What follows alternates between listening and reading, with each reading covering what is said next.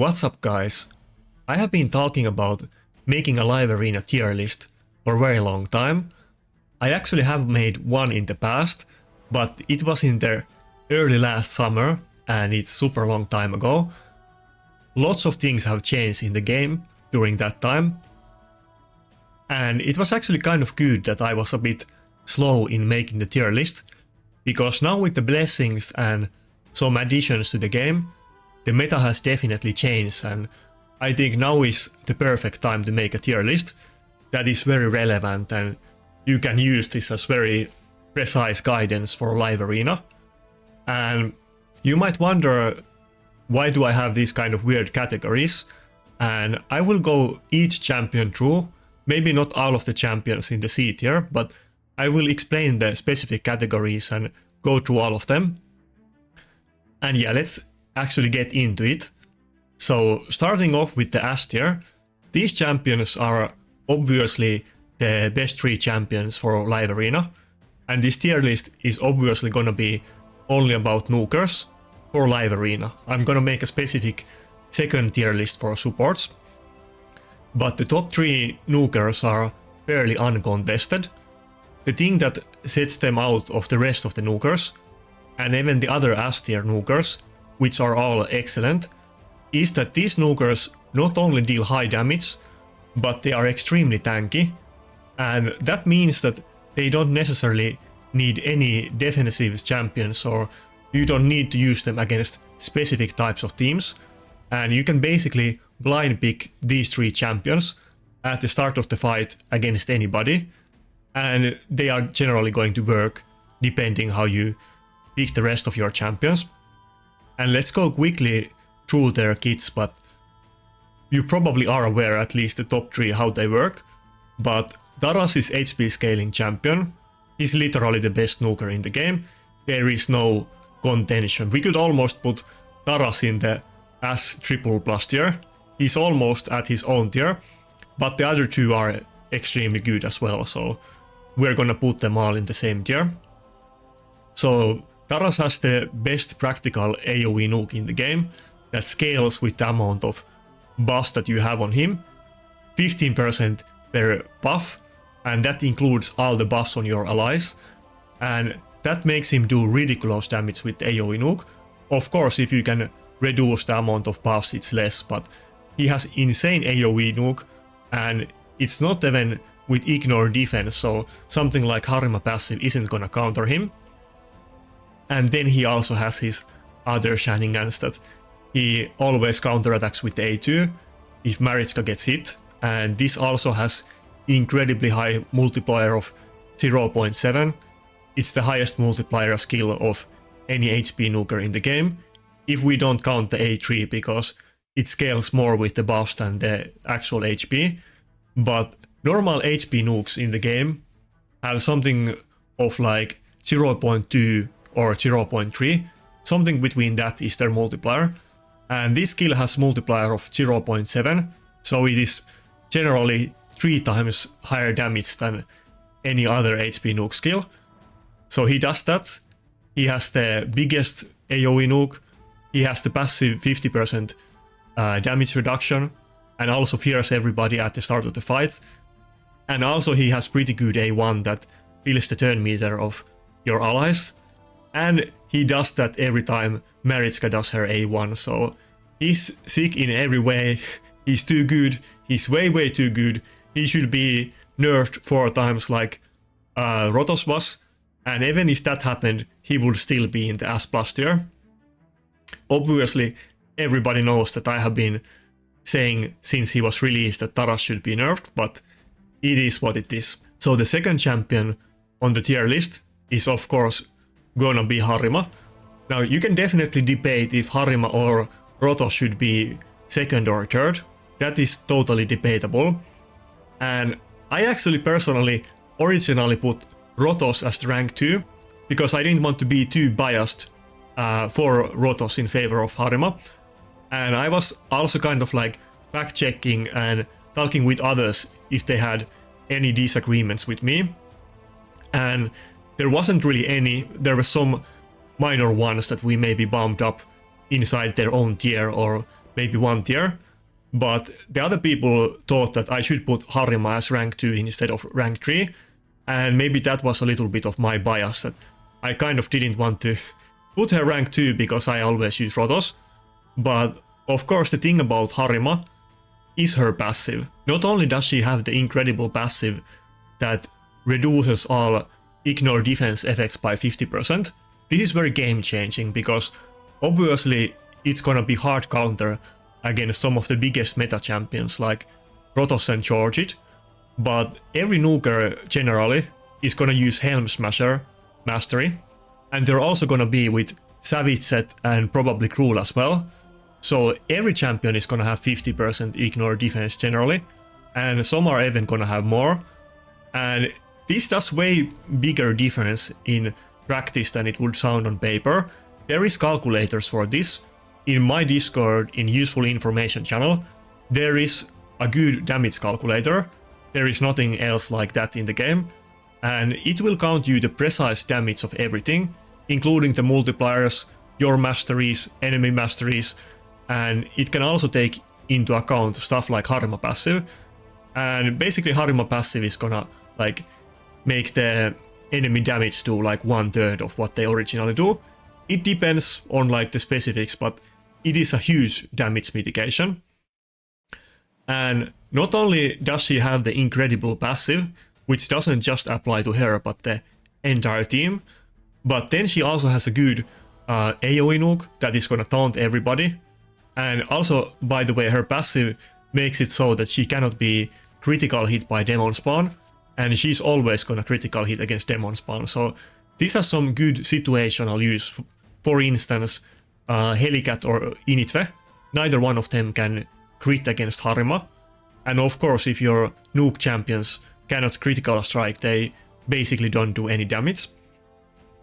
Then she also has the A2 that steals defense from enemies and ups her defense by 100% if the fight lasts long. And also if you get a kill with this skill, which is a triple hitter, so it's gonna one-shot Rotos unless you get reaction procs. After you get a kill, it's also gonna do the AoE nuke. So her multipliers actually get very high with the increased defense and the fact that sometimes she does 2 nukes on 1 turn. And that makes her very popular counter against something like Rotos or Georgit. But outside of that, she's kind of 50% nuker and 50% support, that she has enough damage to kill enemy team by herself, even if your second nuker is banned. But she also makes your team a lot more tanky and enables tactics that wouldn't be otherwise possible, because something like Rotos could one-shot your team. Okay, then let's get to Rotos. Rotos also shouldn't come as surprise to anybody. He's very tanky, he can only take 50% of his health as damage per hit, but that of course means that he's susceptible to multi-hits, like Harima, who has a 3-hitter. Though there is this one thing that is specific to Blessings and Rotos.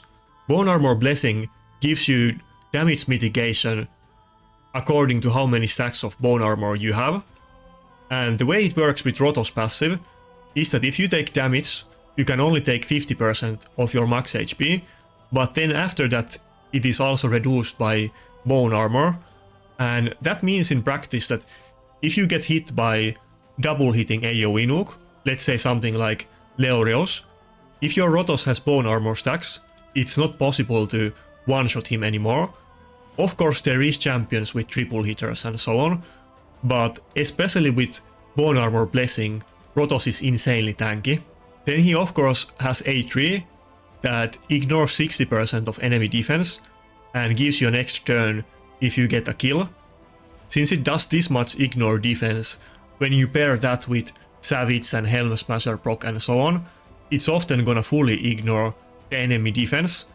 And that means that you can hit upwards of a little bit more than 300k with this skill, with very good gear.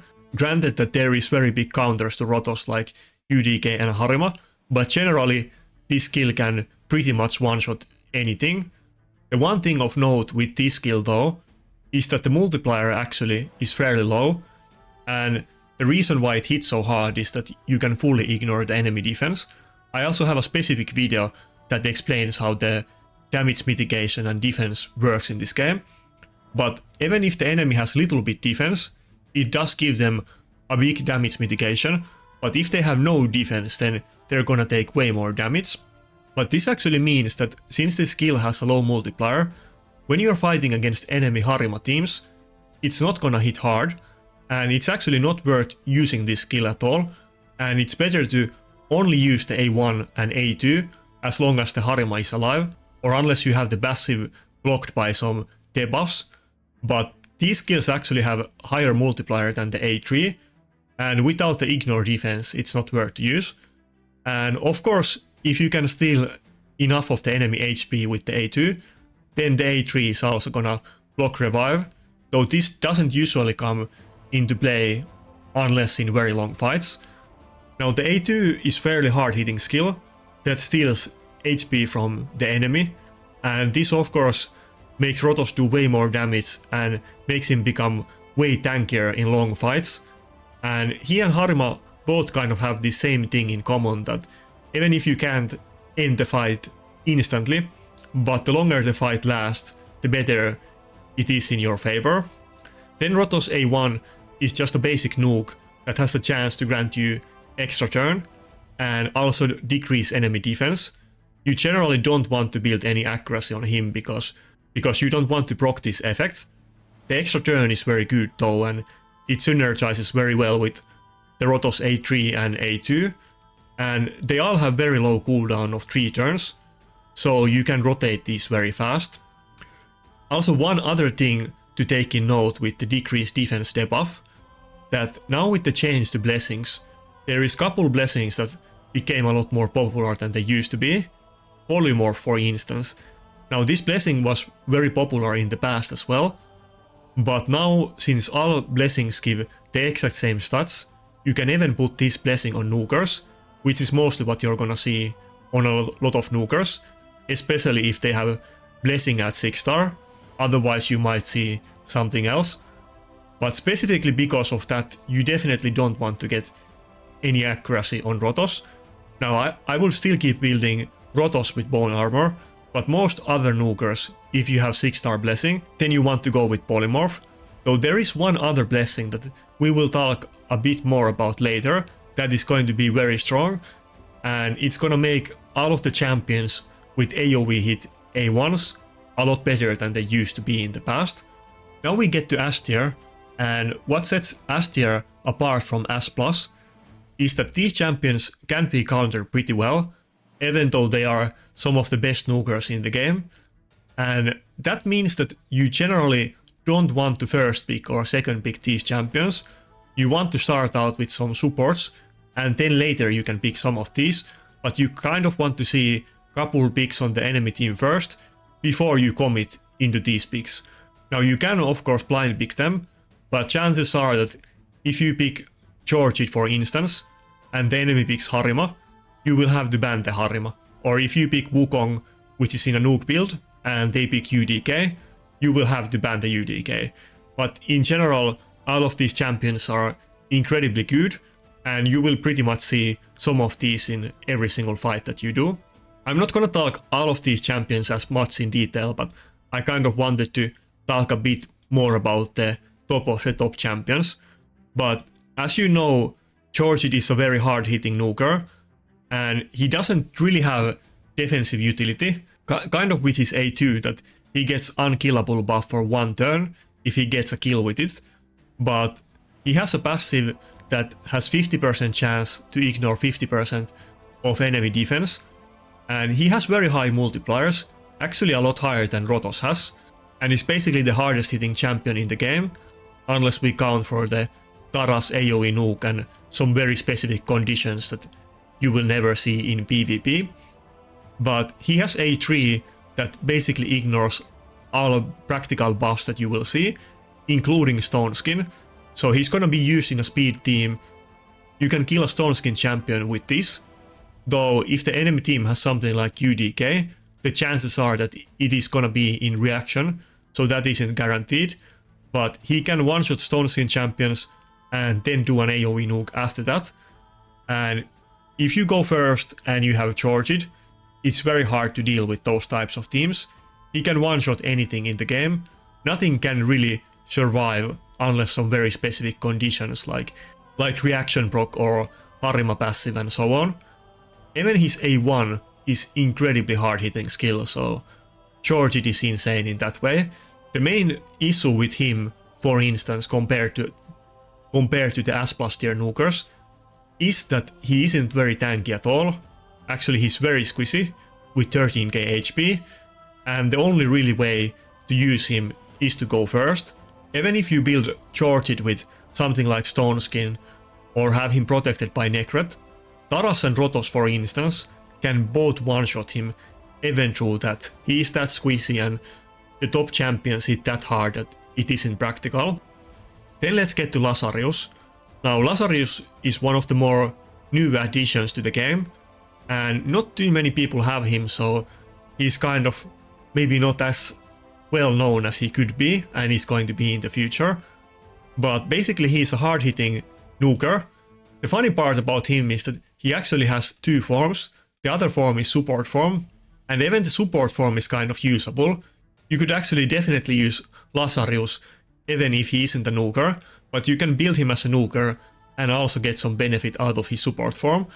But in his nuke form, he has an incredible passive that if he gets a kill, he's gonna lock out the enemy team for 2 turns. Now, outside of the fact that he has a lockout on kill, he also has speed aura, and it's better than average 25%, which is very practical in PvP, and you will often use his aura as well.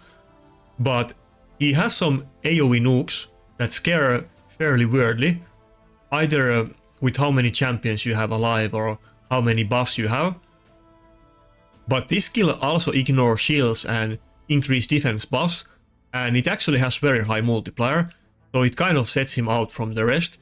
It's not gonna be anything like the multiplier of Chorchid or Taras, but it's still well above average multiplier and it actually hits very hard.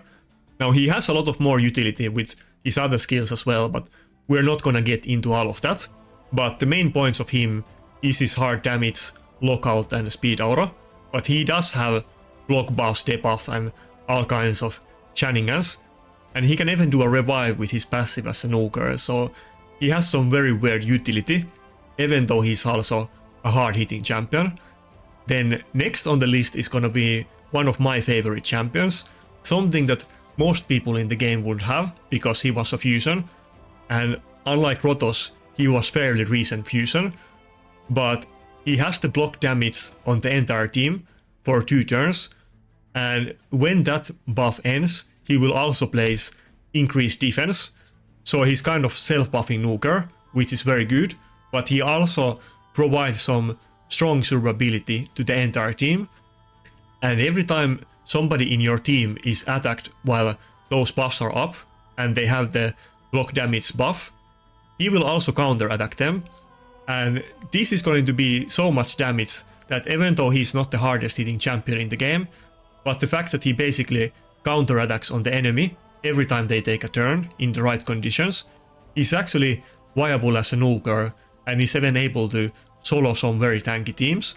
But he does have a lot of downsides, that block buff, step buff is gonna destroy him, and there's champions like Rotos who can ignore the block damage and so on, but in general he's very good.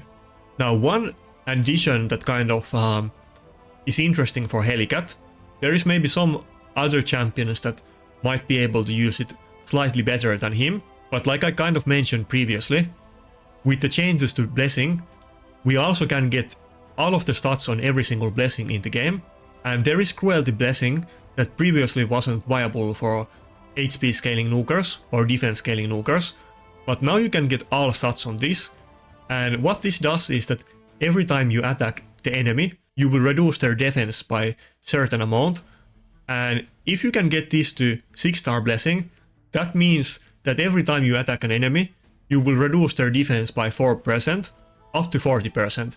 Now he's gonna counter attack all the time, so he can actually use this mastery fairly well, though it kind of remains to be seen, but you're probably either gonna use that or Polymorph, and you're definitely also gonna use that mastery on those other champions that have AoE nuke, like Tormin or Arix and Garol and so on.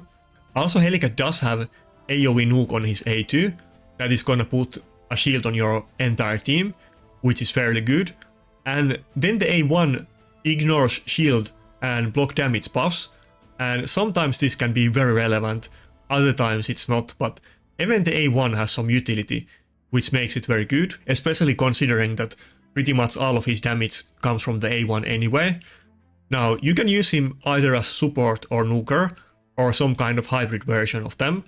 Personally, I'm running him in 4-piece lethal and 4-piece stone skin in a very fast build, and this is basically the best out of the both worlds, that he's kind of fast, faster than enemy nukers are generally going to be, not really faster than their really fastest supports though, but sometimes he can be, and he also does damage, and he's not gonna be CC'd on the first turn because of the stone skin.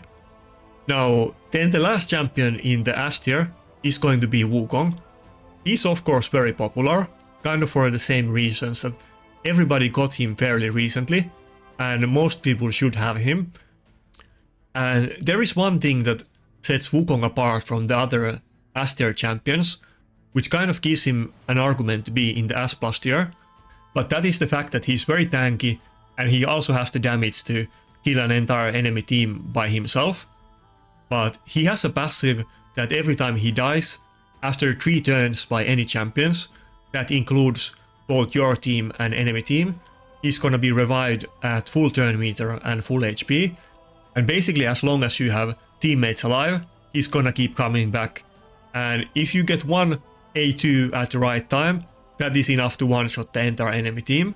But so his A3 is an AoE nuke, and this skill doesn't hit too hard, but it can put block buff debuff on the enemy, and that makes it so that you can use him both as a nuker, as a hybrid nuker, and also as a full support.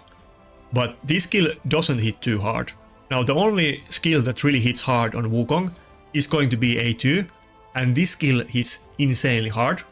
It ignores 50% of enemy defense and only attacks one enemy, but if that enemy dies, then it's gonna attack all of the enemies based on the surplus damage that is left over after the kill. And basically this skill is going to hit a lot harder if you can kill a low HP enemy with it. And it has this very interesting way the damage works that is not super fully known, though there has been many people, including me, that have talked about it. But all of the damage increasing effects, like masteries and books and so on, they are basically calculated twice for this skill. Once when you attack the enemy with the single target hit, and then the second time when you do the AoE nuke. And that actually means that the second part of the hit, the AoE nuke, that can hit even harder than the first one, and basically it can even hit twice as hard as the first one, and you can do upwards of 600k damage with the AoE nuke in the right situations if you have well-geared Wukong and you're hitting low HP enemy and so on. But in practical terms, you're often gonna see 300 to 500k nukes with him.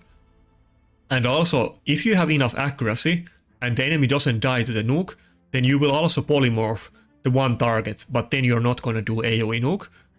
And the A1 doesn't hit very hard, it just stuns the enemy.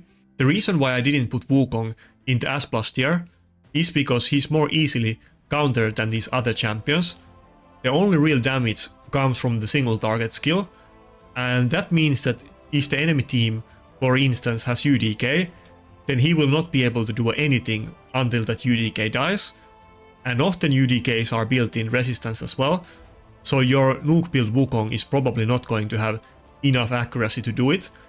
And there's also many other ways that you can counter him very hard, like if the enemy team is fast and they're continuously able to kill him before he gets a turn, because even though he gets revived at full turn meter, that doesn't actually mean that he can get a turn instantly, and the enemy team can be overcapped from full turn meter.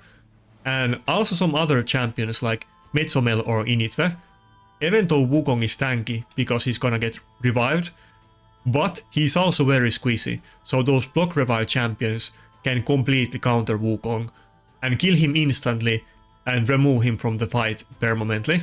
Okay, so now we get to the situationally S tier category, and I know this is gonna puzzle some people, and basically what I mean with this is that in the S plus tier, you can blind pick these Nukers against anything, and you need to be a bit more cautious with the S tier, and you can pick them against just anything, and you need to see some enemy picks first and build the right kind of team against right type of team. But in the situationally S tier, you basically can never use these champions except on very specific right conditions. But if you can use these on the right conditions, then you automatically win the fight and the enemy can't do anything. I'm not gonna go all of these champions as much in detail because it is kind of self-explanatory. And obviously in PvP there's a lot of turn meter and buffs, and since we do have the option to ban one champion from the enemy team, if they only pick one champion with immunity buff and you're able to ban that one, if you can pick Tormin against that team, that can mean that the enemy team is basically not gonna get any turns, and all of their Nukers are just gonna get perma CC'd and not gonna get a single turn in the entire fight.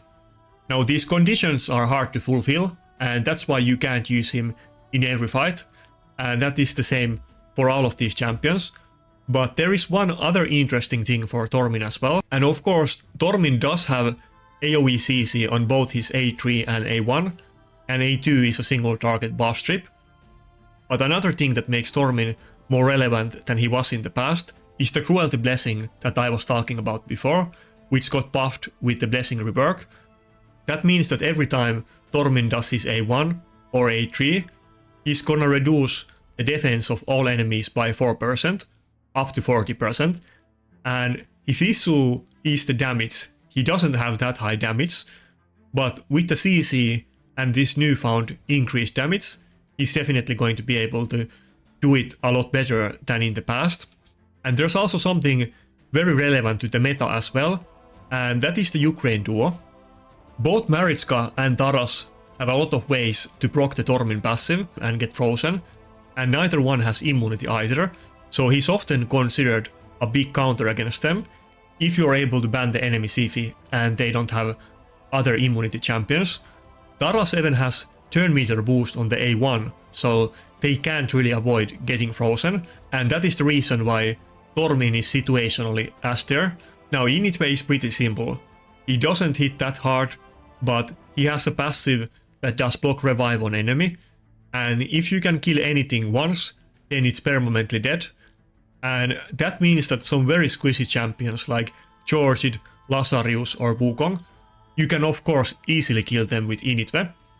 And if you go first, or if you're able to combine it with Shu Chen for instance, that is going to give Initve an instant turn, then in some situations you can kill the enemy and end the fight before they ever get the turn. Initve is basically normally not used at all in live arena, but if he is used in a fight, that means that he's going to get banned or you're going to lose the fight. Now as far as our bomb champions go, I'm not gonna go through all of them separately, but I'm gonna talk about them together. And the reason why situationally they are S tier is that the bombs do ignore Stone Skin and also do increased damage on Stone Skin. So in the right setups, if you can go first and bomb the enemy team, then they can one-shot even the tankiest teams in the game. Astrolith is a bit different than Gaius, Shashar and Gnishak. Basically if you're gonna see any of these three, and it's always gonna be a speed team, if they go first, they win. But Astrolith doesn't do AoE bombs like they do, but she doesn't need accuracy, so she can be used against anything, including high resistance UDKs. And she also does have speed aura and an ability that swaps HP with one enemy, so she kind of offers a bit different type of utility.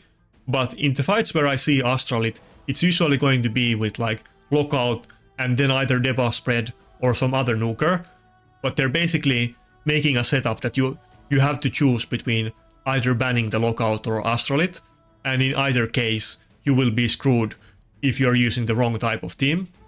So Mortu is last on this list, and he's definitely the least used out of these, but even he in the right situations can solo some specific enemy teams. And basically the only thing that is relevant about Mortu is that he has a passive that gets procced when he gets attacked, and it has a chance to proc his secret skill, and the secret skill is going to do very high damage and block revive, and it's enough damage to kill anything unless they have like stone skin or ally protection and so on. And even if it's a squishy nuker like George, it's definitely gonna kill them through ally protection. But the thing about Mortu is that this passive only procs when he gets attacked, and of course enemy can just choose to not attack Mortu, but if you pick him against enemy teams that have AoE nukes on A1, like say Kaimar or Ukko, and then you just build a very tanky defensive team and you wait until the passive procs, you ban one of their nukers, and then when the passive procs you kill the other nuker and you win the fight, they have to surrender and can't do anything about it. Finding this type of matchup is of course pretty hard, but it's kind of like with every other champion in this tier, that if you find the right matchup, enemy team has to ban it or they're gonna lose. That's pretty much how it's gonna go. Okay, we finally got to the A tier. All of these champions are best of the best as far as live arena nukers go, but they are more conditional, they have some issues, and you can't just use them against everything. They are kind of like the situational S tier champions, that in the right situations they can be very good, but in general they have a lot of weaknesses. But they aren't like the situational S that it's guaranteed win in the specific matchup, but something between that and generally being good. And first on the list we have Ronda, which is actually a very popular champion in live arena. So the main thing about Ronda is her A2. The other skills are good as well, but she wouldn't be special without this one. And the A2 is a hard hitting skill that hits 3 times, ignores shields and defense, and then also places block passive and block active skills on the enemies. And that means that you can basically one-shot tanky champions like Rotos or Harima or Taras that rely on their passives. And also some specific matchups like Wukong. If you kill Wukong with this skill, you're gonna disable his passive and he's not gonna get resurrected. Or the same thing with Tormin, and you could even disable Initve's passive and he wouldn't block revive enemies, but of course Initve would die to this skill regardless of anything. But basically she is used to oppress the go second teams when you're using a speed team, because if you go first and they go second, they will have to pick tanky champions, and she is able to disable their passives and get through that. Now she also has a pretty hard hitting A1 that is a triple hitter, and A3 which is a double hitter, and she has a chance to join any attack by your teammates and do the A1 every time that happens.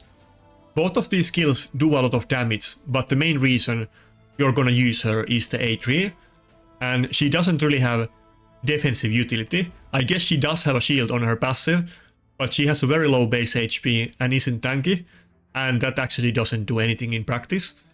Now next we get to Garol, and there was actually some drama recently because I said that I would put him in A tier, and I guess people think that A tier is low, but I think after they see my list they will understand that the champions higher than this are gonna be insanely good, and I don't think that there's any argument to put him in S tier.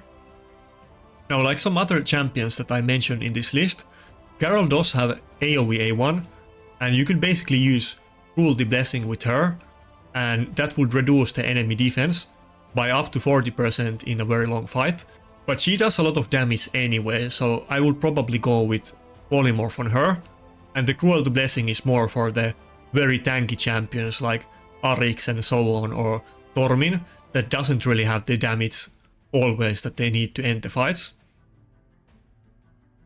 But so the main reason that you would use Garol, and she does have some utility in her other form as well, but in the second form that is attack 1, she isn't going to be tanky, but she has a very hard hitting AoE A1 that has 20% chance to hit twice, which is gonna hit incredibly hard, and she also has a passive that every time your teammates attack, she also has a chance to do her A1.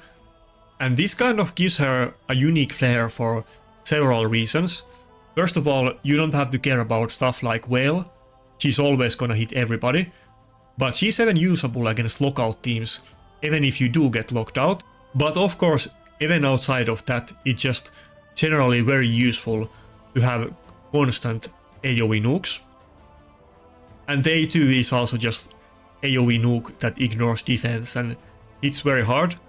And her kit does look fairly simple, but it's very practical that you're gonna hit hard on every single turn, and you even have a chance to hit hard when it's not your turn, and that just makes Garrel damage very insane. And if you're able to protect her, then she can kill any team.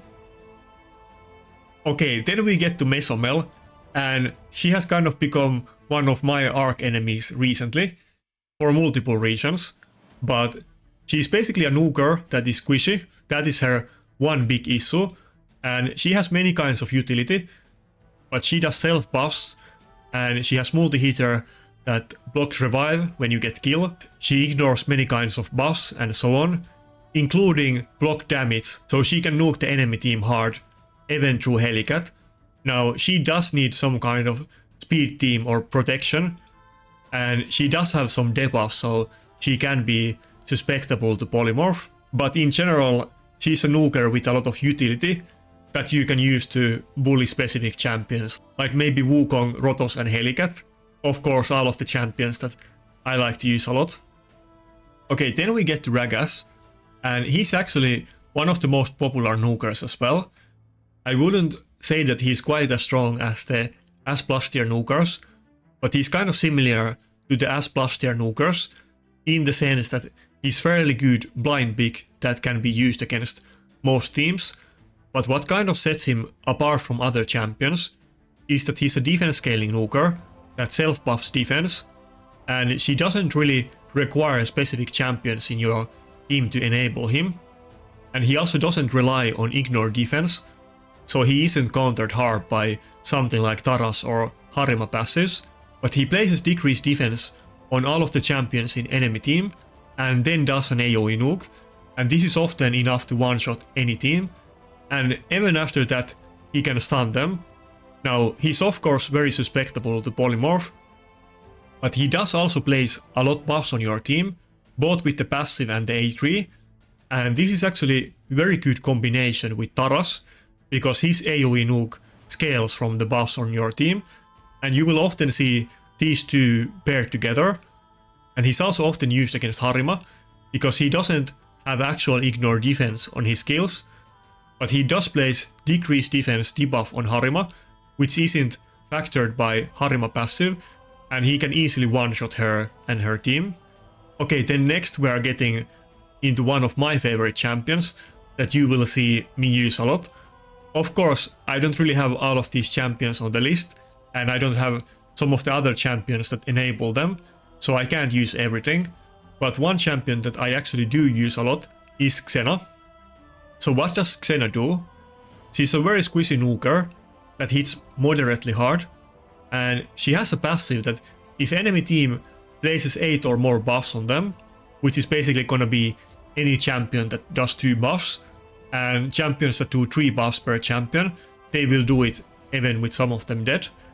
But if the enemy team does that, like let's say Siphi turn meter boost, then it's also gonna boost her turn meter by 100% and give her 50% increase attack.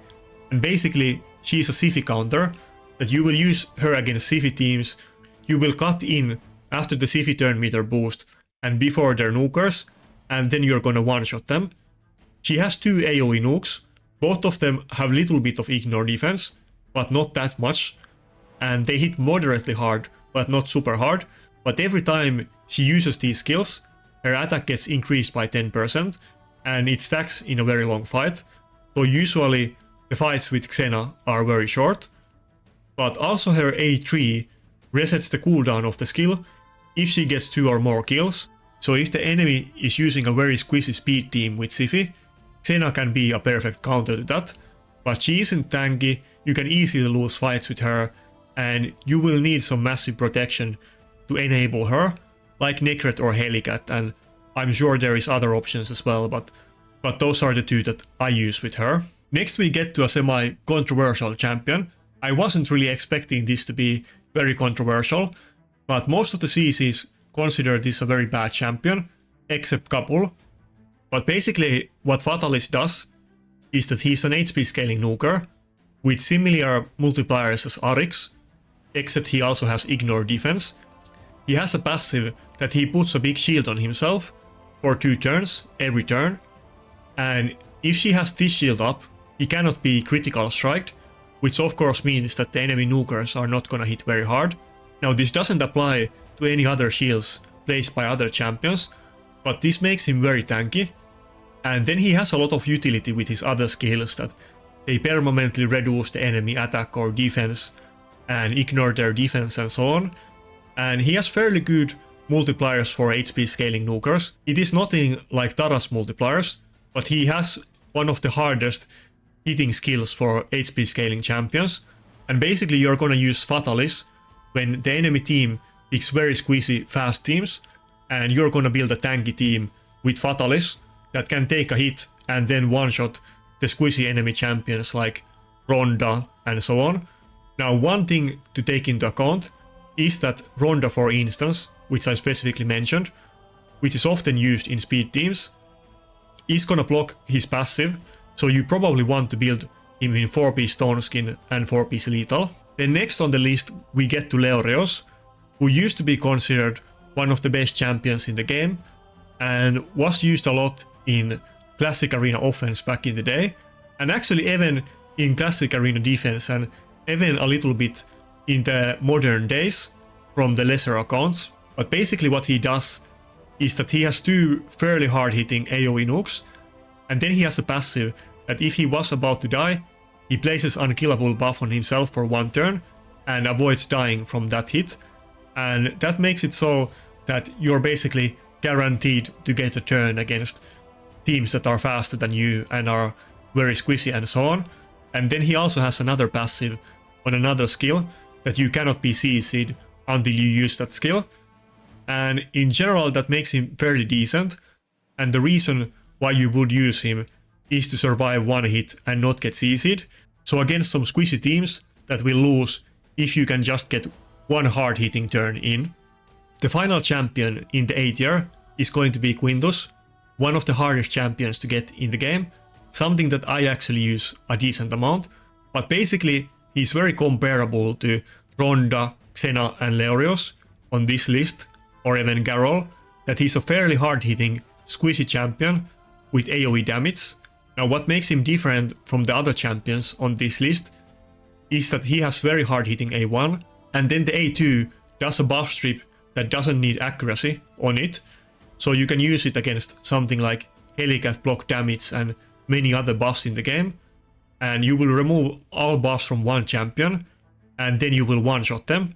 You will also place decreased defense on them before attacking, and you will also ignore their passives, so even something like Taras you can one-shot with this skill, but of course Taras can easily one-shot Quintus even with his A1, and if he does his AoE nuke, then he's gonna kill Quintus like 50 times over.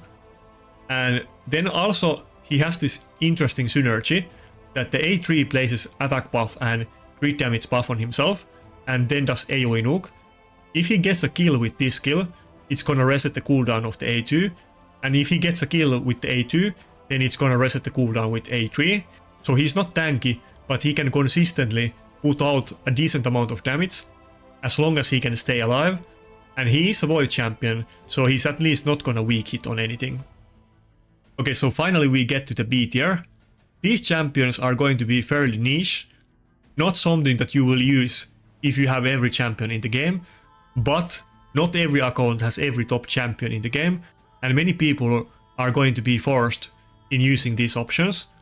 Now, Arix is kind of funny because on the surface he might seem like a very bad champion, but he actually was basically the second best HP nuker before the release of Fatalis. But basically what Arix does is that he's an HP scaling champion with moderate damage on his skills, and he has AoE A1.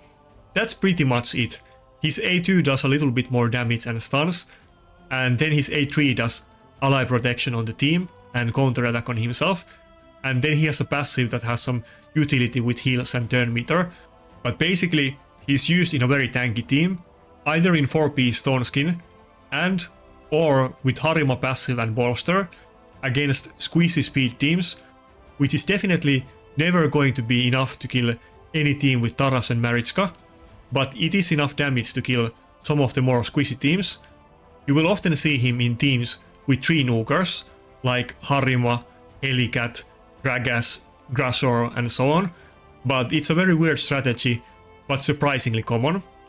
Okay, next is Rolny, and he has kind of the same thing, that he hits fairly hard, and his other form has some tanky mechanics, like he's gonna place ally protection on the team and unkillable on himself, and then he has massive damage reflect that is enough to one-shot enemies.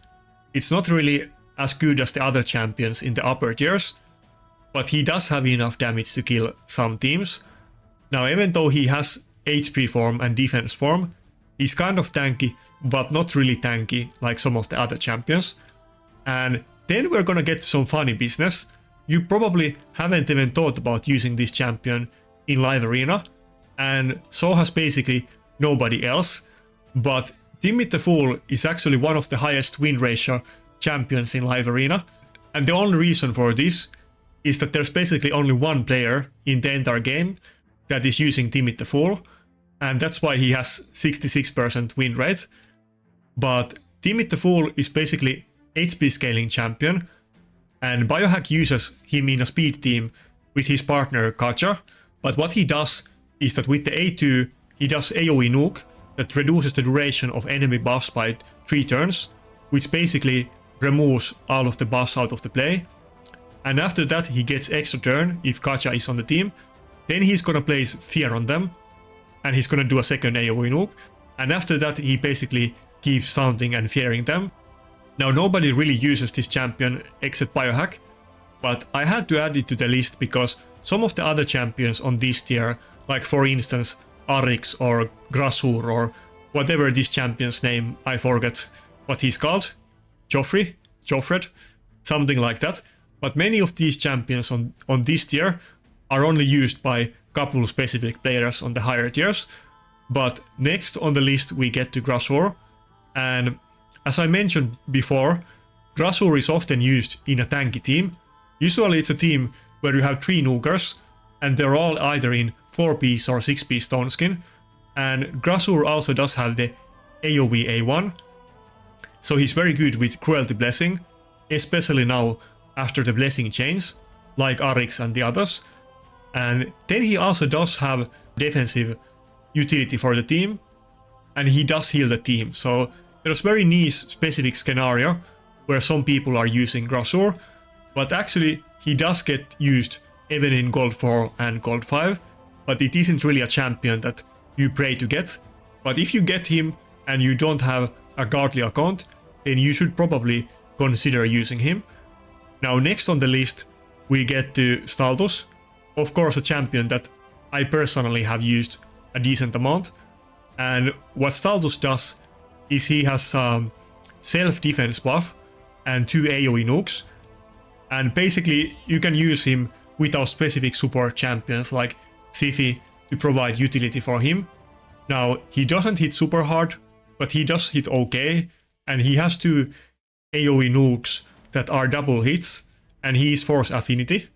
Even the A1 is double hit, so he kind of has okay matchup against Rotos, but I wouldn't really even call him a Rotos counter, but that's basically all that he does. But still, even despite that, he's better than most champions in the game, and he does get used even on fairly high level in live arena. Next one is Candy. Everybody should be familiar with Candy, because he used to be the best defense nuker or defensive nuker at one point. He hits very hard, he has one of the hardest hitting A1s in the game. It used to be the hardest hitting, but George it of course hits way harder. And then he has some utility with Whales and hard hitting AoE nuke that grants him extra turn on kill, but he is not super tanky, even though he has a little bit self-damage mitigation. It's not enough to survive the damage that we got in the current meta, but sometimes he can be good and he does have decent damage.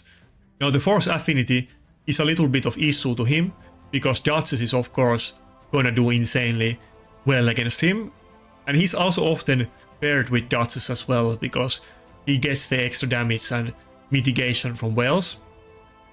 Okay, next on the list is Joffred, and you probably would be surprised seeing this champion on the list. If you don't play a lot arena at high level, you probably wouldn't think that anybody uses him, but people do use him, and he's generally built as a nuker rather than full support, but he's basically 50% nuker and support. He does have the passive that when a teammate of his is about to die, he places block damage on them, makes it so that they don't die, and then he stuns the enemy champion. He also has AoE nuke that stuns everybody, and he does place increased defense on his entire team, and that's about it. He's basically used as a support, but he's built for damage, and he does have enough damage to kill some squishy teams. And next you might find this kind of hilarious that Baron is so low on the list, and I was kind of debating if I would put him in the A tier, but I don't really think that he deserves the slot. The only thing that Baron does is that he has a very hard hitting AoE nuke that ignores shields and block damage, and this can definitely one-shot enemy champions. But in the modern meta, where we have Maritzka passive, Arima passive, Stone Skin Bolster, trillion different things that make teams very tanky, you're basically not gonna be able to one-shot the enemy team, and they can even have reaction on top of that. And he's a squishy champion, he doesn't do anything else, the other skills are not noteworthy.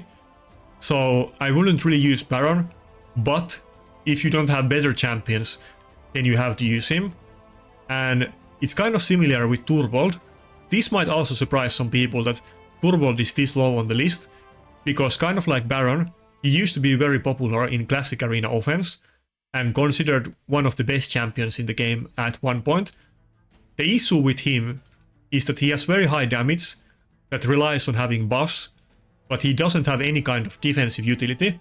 So basically the only way to use him is Necret, which can of course be banned in live arena, because both teams can ban one champion, and he only does single target damage, and there's many things that counter single target nukers. Also there is a lot of very common buff strippers like Wukong or Lady Mikage and so on, so it's pretty impractical to use Turbold. You can definitely use him a lot more safely in the lower tiers, but it's very hard to use him in the high gold. And then finally on the B tier list we get to one champion that I actually use myself, and it's going to be Mountain King. Now, I would say that Mountain King is the fourth best HP nuker, which doesn't say much because HP scaling champions basically have one really good one and rest of them are pretty bad. And what Mountain King does is that he has a champion with very high base HP, so that doesn't make him tanky. And then he has one very hard hitting skill, the A2, that ignores enemy defense. This skill has enough damage to one-shot enemies, unless they have a lot of buffs, like ally protection and Arma passive and so on. And that's basically everything that Mountain King does. Every skill is single target, nothing hits insanely hard, and he doesn't really have any noteworthy utility. The A3 can ignore block damage and so on, but it doesn't hit that hard, it's not super relevant in practice, and it's only single target. And the passive does give him 50% attack every time he gets a kill, but it's pretty hard to get kills, and he scales more from HP than attack anyway. Even if they made it so that this skill gives him HP instead of attack, and the A3 would be AoE nuke, I think those would be good buffs on Mountain King, but he would be nowhere close to top tier champions, even if they did very large buffs like that on him. And finally we get to the C tier. Now I'm not gonna go through all of these champions. They are kind of a mishmash of different champions that are usable, and there's definitely more champions that I could have added onto this list. I just added some noteworthy ones that sometimes get used.